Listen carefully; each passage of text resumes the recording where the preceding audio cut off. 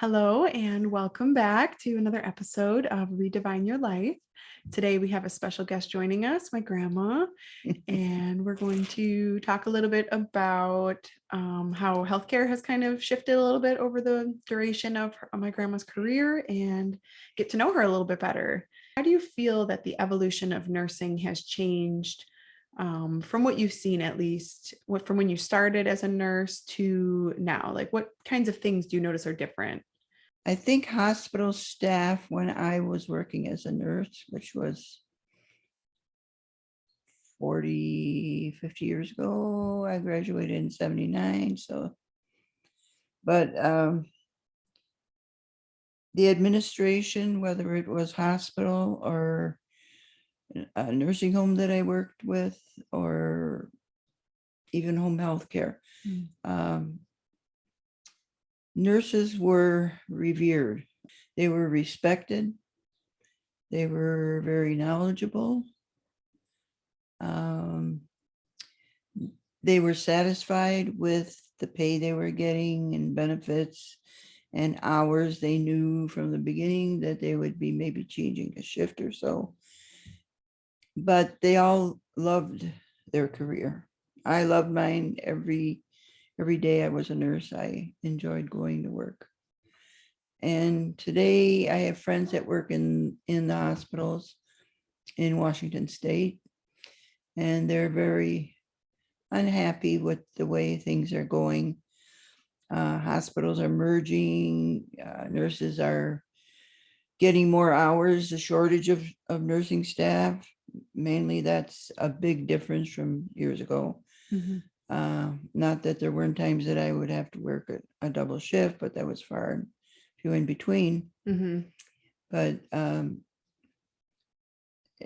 they're just unhappy with administration, mainly that they're not getting the raises that they are deserving of.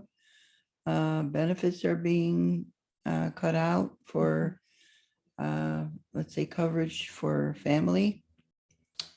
And there just isn't the respect shown to nurses as was in my early nursing days. Mm-hmm.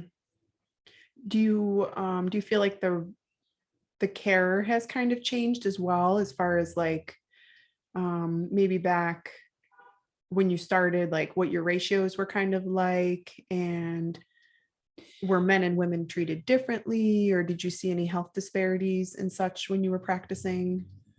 Not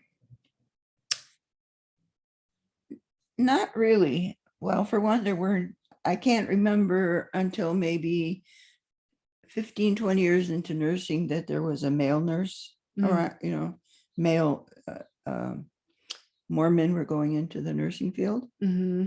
And I found them to be very good nurses. Let's see, when I started at Sheehan Memorial. At that time was the emergency hospital. They had a huge burn unit, and if there was a big catastrophe, like 5-car pileup or something, they always came to that hospital. And let's see, I would say 5-1, but that would be on a med surg floor. Mm-hmm.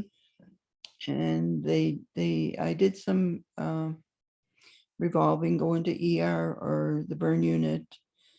I was at the psych unit once, but I preferred hands-on nursing, Mm-hmm. being with my patient, knowing everything that need to be, spending time with them. Mm-hmm. That's another thing today, is they just don't have the time allotted to just sit and talk with someone that was maybe depressed or didn't have family, or whatever the situation. But yeah. Do you feel like there was a lot of were you passing a lot of meds? Do you feel like there was like a lot of pharmaceuticals, or do you feel like it was more educating and kind of like supportive nursing? Did you see any changes like in pharmaceuticals at all during your duration of your time?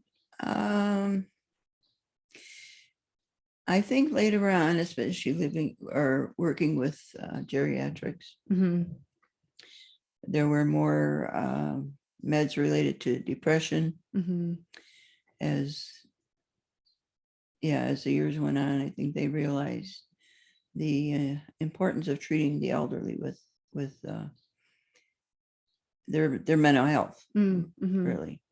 But the pharmaceutical, they've changed tremendously. I mean, I was in an IV unit at the hospital, and way back then, if you couldn't find a vein, you'd put a little nitro paste on the vein and it would pop out right away. Oh, a little nifty instead of. Yeah, right. So that was I mentioned it to one of my friends at the hospital. She says, "You did what?" But I mean, technically, there's such a big difference, especially in your CCUs and ICUs and all that. With the equipment is more advanced, and people are more aware of what they need to do and stuff like that. And the pharmaceuticals, I'm sure there, there's more diagnosis, there's more people going to doctors with all kinds of ailments. So depending on your doctor, you'll either prescribe something or, even counseling would help. Yeah. Do you feel like the patients were treated differently? Did you ever see like people being turned away for care, or was there no, did you feel like there was equal care given to the patients in the hospital, or do you feel like men received different care than women? You mean prior? I mean, in my early nursing years? Yeah. Like, do you feel like there was any changes at all with like the quality of the care, or? Yeah, I think the quality of care was better. Like I said, we had more time to spend with the patients, but I didn't see any difference in care as far as gender or race. Or what is your craziest or funniest kind of bedside tale? If you had to, is there any moments that kind of stick out to you that you wanted to share? Yeah, my mentor at Sheehan was a Polish lady, and I'm Polish, so we kind of, hit it off right away. Yeah. And being in a Black community, we had a lot of Black patients, right? And the funniest, this might be, I don't know if it's going to be crude or rude, but I walked into a man's room. He had been shot. So he had surgery and he was on the med-surg floor. And, I was in my early 30s and not too bad looking, and stuff like that. I was single. And he says, "Look what I got." He pulled his sheet off and he had this big heart on. Oh, Jesus. And my instructor said, if he starts it, she said, "Just slap it. They'll go down." That's the funniest thing I think I can remember. Yeah. Was it your instructor's response? She says, "You really did that?" I said, "Yeah, you told me to." Right.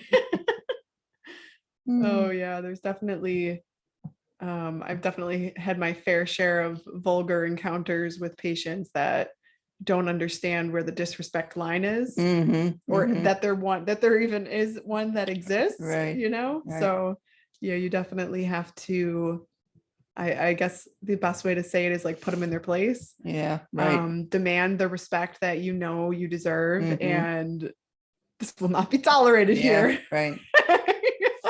The other funny one was I worked at a assisted living, and I was the director of nursing there, and they couldn't find this one lady. And I said, "Well, search the whole building, before we call the police and family and all that." So they searched every place, and finally found her in bed with one of the male patients. They both had Alzheimer's. Oh my gosh. So she thought he was her husband and vice versa. But yeah, that was funny. Oh my goodness. Having even the family thought it was funny when we called them to let Right. them know. So our last question, wrapping up with healthcare and stuff, and then we'll kind of ask you some more personal stuff. What would you like to see differently in healthcare today? I think I would like to see all the nurses unionized. That's just my opinion. Because you feel like it would help with pay It would disparities help with, yeah. and health Benefits, insurance a lot of, benefits. benefits are very important to everybody today. Yeah. At the cost of insurances, my gosh, people Mhm. paying $500-600 a month. Right. Yeah, just more communication between administration and all staff at the hospital, not just nursing, but technicians and all them people that work there. And of course, increase in pay is very important. I think $38 was the most I made per hour through my career. I don't even remember what it was when I started nursing, but it sure wasn't enough to support a family, but the work I enjoyed. I only had one bad experience with an administrator, but that was resolved. Tell us a little bit about how you felt being a working woman, maybe like at the start of your career, and what it was like to be a professional, like a working professional and a mother. When I graduated from high school, I went to Bryan and Stratton and got a banking certificate there. So I worked at a bank, which I really enjoyed. But it wasn't my calling. And when I realized I wanted to be a nurse, I went to Trocaire College, graduated there, 4-year degree. And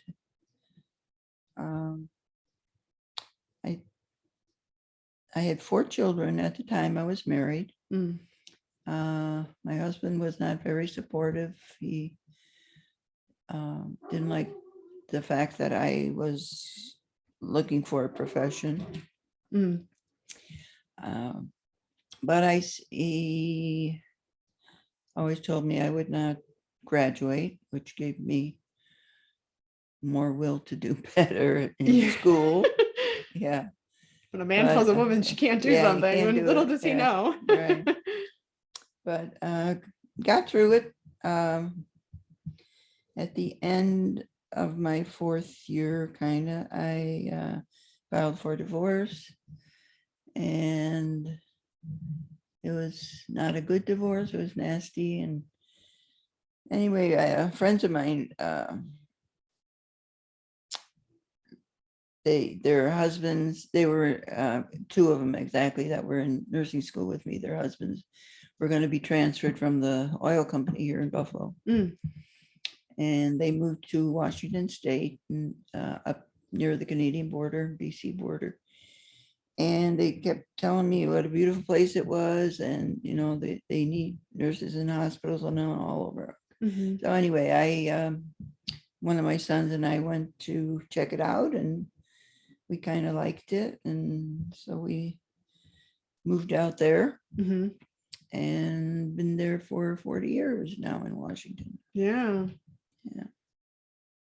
But various jobs, hospitals, nursing homes, a few. I was director of nursing at 2 facilities, worked assisted living, did do a few home health, like twice a week or something like that. I was just wondering kind of like what started, because that's kind of what started your career journey. Right. But I guess I'm just wondering if in that journey of figuring out your career, did you feel like you were getting to know yourself along the way and feel more strong in your power as when I was younger, before I went to nursing school, I was very quiet. I didn't have many friends. I think 3 close friends right through to high school. Mhm. But then I had to change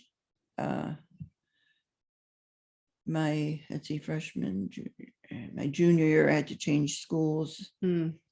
And I was very upset with that because all your old friends, everything you know is Yeah. back, you know, You got to start over. 12, 13, 14 years of schooling. And here you are, your 2 last years in high school and don't even know anybody. Yeah.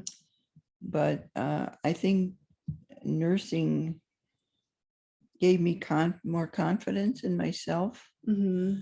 And I became more outgoing and empathy towards others, sympathy for those that were sick, and just, I think, more caring, more sympathetic towards other people's needs, and especially those that were ill. Yeah. Yeah. Special place in my heart for cancer patients. My dad died of cancer, and I cared for many at hospice. Mm. And yeah. Mm. So as for myself, I think I came out of a shell when I got into nursing because, Mm. you have to get histories of people and talk to them, and communication skills were important Mm-hmm. just to get to know the people you were taking care of. Yeah. Yeah, you definitely have a certain level of professionalism that you have to build. Mm-hmm. I know I did a very similar, you're talking about it, and I definitely can relate to that, acclimating into a profession. And especially when you're in the role of like, oh my gosh, like I am responsible for another person's life. Right. Like that's crazy. Yeah. And then you start to, get your grounding and, like you said, build confidence in your knowledge base and your ability to help Yeah. people, in Yeah. your, what you have to offer, really. Mm-hmm. And then I think that assimilates out into the rest of your life, and kind of, at least for me, it might have built some of my character. And although being a nurse definitely built my character, it's not who I am completely, right? Mm-hmm. We're separate from who we are as nurses. That's kind of why I was curious when you felt like that Right. kind of shift happened versus if Mm-hmm. it was in your becoming a mother. Some people, when they become a mother, they are challenged in the right ways that help them kind of get their grit and really like harness who they are and be firm in that, Mm-hmm. Yeah, I think it came afterward because my 2 first children were twins, so I had 2 babies to take care of Mm-hmm. with little help from their father. Mm-hmm. And then the other 2 were born 2 years apart, so I had 4. Mm-hmm. Let's see, But some time in baby between. to 4 babies Mm-hmm. under the age of 4. Oh wow, yeah. Yeah, Yeah. but I still miss it. I have several friends that I'm still in contact with, and even in Washington, I made a lot of new friends working there, and Mm-hmm. we are very close, and we have a lot of fun when we get together and talk about old times. And you remember when this happened here? Yeah. There's nothing like patient stories with your Yeah, right. coworkers. Yeah. Yeah, absolutely. Patients say the darndest things. Yeah. Yeah. Do you feel like it makes a bigger difference who you work with than anything else when it comes to like a good work day? Like you could be having the craziest work day, but it wouldn't matter as long as you had a good team working. Right. Like I said, I only had that one experience and that was director of nursing in an assisted living facility. And it went to court. I won my case. I was paid for all the time lost because they found nothing. In fact, I had so many people come to my defense, people that they wouldn't have put their mother in there if they had known that I wasn't there as a nurse, as the director of nursing. And I was so grateful that you find out that people actually care. They love you Mm, for taking care of their loved ones, mothers, fathers, grandpas, whatever. mhm, But they stood up for me, and I won my case. mhm. And that was a big victory as far as I was concerned. Yeah. Not the money, but just knowing that you're not going to wreck my reputation. Mhm. Mhm.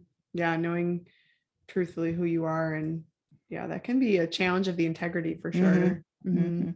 What do you feel spirituality means to you? This might be a curveball question. I was raised Catholic for one. Mhm, Spiritually, I certainly believe in God and the Holy Spirit and Jesus Christ and the mhm, saints. And I feel everyone has angels mm, and they help you make decisions. mhm, Uh, you people may have I've had experiences where just driving, I went another way or something and found out that had I gone that way, I would have been in an accident. yeah. Or Wow. just, and you figure, I don't know how come I went that way. Yeah. Right. Well, maybe go that Well, there way. was, there was a reason, and I believe there are spirits watching over us. Mhm, Um, I just, I pray for everybody that needs prayer. mhm, When I'm home in my home, mhm, I actually see shadows going mm, by or something. mhm, And when I married my second husband, which was Tom, mhm, we were getting married at his home, and two of my sons were there from Washington, and friends, and two of Tom's sons also came from Alaska. mm, It was June 30th. It was in the 80s, nice and warm, but no breeze, just no humidity, just a beautiful day. mm, So we went into the master bedroom to get dressed, get ready for the ceremony. mhm, And Tom was in the connecting bathroom, and I was just standing in front of the mirror, doing my hair or something. mhm, And the bedroom door slammed. I mean, it slammed like it was going to come off the hinges. mm, And Tom, he said, "What was that?" I said, "I think it was my dad telling me mm, it's okay. Things will be okay." mhm, And my grandmother always told me that if you dream of somebody 3 nights in a row, they need your prayers. mm, So and then that person, you'll no longer dream of them. And mhm. that has happened. It's actually happened to me. Yeah. Not like it used to be. We used to have a lot of younger children, not children, but teenagers Mhm, in church. mhm. And that's not the case, I would say, for the last 10 years or so. Yeah. So something's happened in society that, I don't know, they don't feel they need spiritual help or Mhm. Do you feel like, changed. oh, sorry. Do you feel like when you go to mass and when you is that how you feel the most connected with your spirituality, is when you're in prayer and when you're surrounded by community, or do you feel like the mass is more a dedication, or how does that make you feel? Uh, well, I enjoy going to mass to receive the sacraments, Mhm. but I don't think you're going to go to hell if you don't go to mass. I mean, Yeah. it's a building. Mhm. You can pray on your own, like during the pandemic, you just watch it on TV, Yeah. mass. Mhm. Didn't get the sacraments, but you did. And some priests give homilies that are fantastic, and some Mhm. you can't even understand. But Some are a little out there. yeah. But outside of church, I mean, there's when we go to my son's for dinner, let's say we always say a prayer before meals. Mm, Outside of that, I say prayers every evening for my whole family mhm, and whoever needs it mhm, more. There are saints that are special for Like asking for different blessings and Right, things. like Saint Nicholas is a saint for addictions. Mm, I mean, you just look outside and look at the clouds that make all these different formations and the flowers coming up in spring. And mhm. we had snow here in April when it came. It was crazy. Yeah, it Yeah. snows in Buffalo in April. But there's certainly every day there's something to be thankful for. Yeah.